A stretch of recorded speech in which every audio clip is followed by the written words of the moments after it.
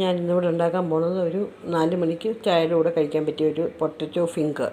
അതായത് കുറച്ച് പൊട്ടറ്റോ വേണം, 2 സവാള വേണം, ഇത്തിരി മുളക് പൊടി, മഞ്ഞൾപ്പൊടി, ഇഞ്ചി വെളുത്തുള്ളിയും കൂടെ അരച്ചത്, മല്ലിയില, അരിപ്പൊടി 2 സ്പൂണ്, മൈദാപ്പൊടി 2 സ്പൂണ്. ഇത്രയും സാധനത്തിൻ്റെ ആവശ്യമുള്ളൂ. ആദ്യം നമ്മൾ പൊട്ടറ്റോ വെള്ളത്തിലിട്ട് നല്ലവണ്ണം വേവിച്ചെടുക്കണം. അത് പ്രഷർ കുക്കറിലോട്ടിട്ട് ഒരു 3 വിസിൽ കൊടുക്കുമ്പോഴത്തേക്ക് അത് വെന്ത് കിട്ടും.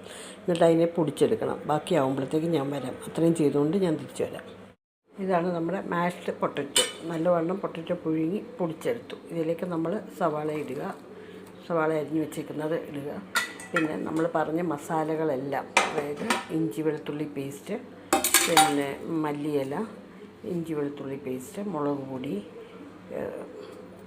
കായപ്പൊടി. ഞാൻ ആ പറഞ്ഞതിനകത്ത് കായപ്പൊടി പറഞ്ഞില്ല, ശകലം കായപ്പൊടി ഇട്ടേക്കണേ. അപ്പോൾ അതൊരു പ്രത്യേക ടേസ്റ്റായിരുന്നു വരുന്നത്.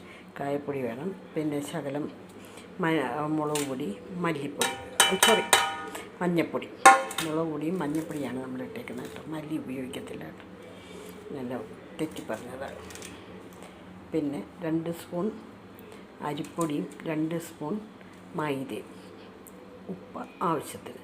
ഇത്ര ഇട്ട് വേണം നമുക്ക് ഇളക്കാൻ. ഓക്കെ, ഇപ്പം നമ്മളിതിനകത്തേക്ക് എല്ലാ സാധനങ്ങളും ചേർത്തിട്ടുണ്ട്. അതായത് അരിപ്പൊടി, മൈദ, എല്ലാം ഈ 2 സ്പൂൺ വീതം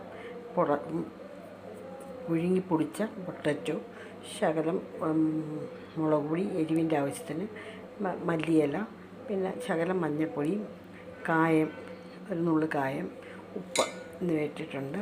ഇനി ഇത് നമ്മൾ നല്ലവണ്ണം കുഴച്ച് ഒരു ഡോ പോലെ ആക്കണം.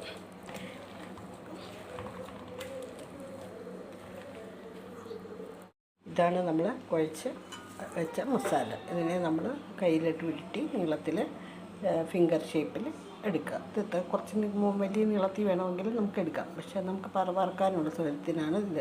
എന്നിട്ടൊരു ചീഞ്ചട്ടി അടുപ്പിൽ വെക്കുക. സാധാരണ പറയുന്നത് ചീഞ്ചട്ടി അടുപ്പിലോട്ട് വെക്കുക. അത് ചീഞ്ചട്ടി ചൂടാകുമ്പോൾ അതിലേക്ക് എണ്ണ ഒഴിക്കുക.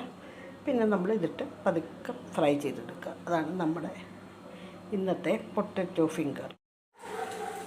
ഇതാണ് നമ്മൾ തയ്യാറാക്കിയ പൊട്ടറ്റോ ഫിംഗർ. ഞാൻ നീളം കുറച്ചേ ഉണ്ടാക്കിയത്, കാരണം വെളിച്ചെണ്ണയ്ക്കകത്തിട്ട് ഫ്രൈ ചെയ്തെടുക്കാനുള്ള സൗകര്യത്തിന്. മറ്റേ വലിയ നീളത്തിൽ നിങ്ങൾക്ക് ഒരു ഫിംഗറിൻ്റെ നീളത്തിൽ തന്നെ നിങ്ങൾക്ക് ചെയ്യാൻ പറ്റും. പക്ഷേ അങ്ങനെ ചെയ്യുമ്പോൾ എന്ത് പറ്റുന്നു, ചിലപ്പോൾ ഒടിഞ്ഞു പോയാലോ എന്ന് വിചാരിച്ച് ഞാൻ ചെറുതാക്കി എടുത്തത് കേട്ടോ.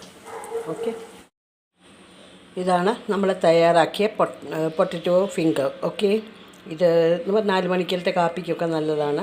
ഇത് കഴിക്കുമ്പോൾ നമുക്ക് സോസിൽ ഡിപ്പറായിട്ട് സോസ് ടൊമാറ്റോ കെച്ചപ്പ് എടുത്താൽ നല്ലതാണ് കേട്ടോ. നന്നായിട്ട് നല്ല ടേസ്റ്റായിട്ട് നമുക്ക് കഴിക്കാൻ പറ്റും.